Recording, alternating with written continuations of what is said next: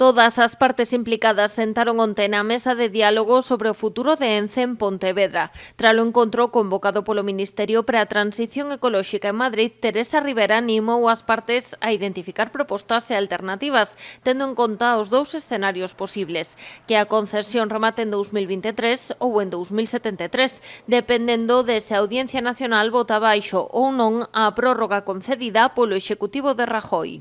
Por tanto, tenemos 10 años para preparar bien esa transformación. Evidentemente, cuanto antes se reduzcan las incertidumbres, cuanto antes se encuentren soluciones que den garantía, confort a los trabajadores y a los proveedores, más fácil y más cómodo para todos. Pola súa banda, a empresa insiste en que o traslado non é viable, pero por primeira vez ábrese a posibilidade de escoitar alternativas á súa ubicación en Lourizán, o que si defende a legalidade da prórroga ata o 2073. En canto á postura da Xunta de Galicia, o Goberno autonómico tamén acepta avaliar outras posibilidades pro futuro de Ence, se hai sobre a mesa financiamento de fondos europeos e capital privado. E que a nós non nos gusta esa ubicación, non é a ubicación perfecta.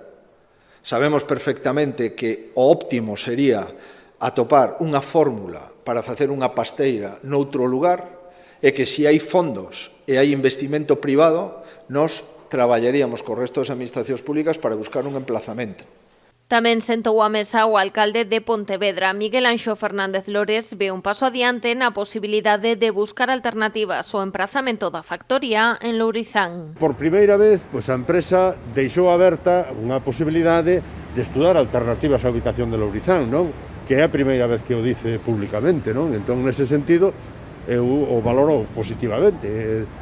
Tamén está aberta a posibilidade de que se poidan buscar algún tipo de financiación a través de fondos europeos polo mantimento do emprego, ou pola innovación, ou por novas alternativas de completar ciclo, etc. Fernández Lores reforzou a súa posición asegurando que defenderá por riba de todo a marcha de Ence da ría de Pontevedra.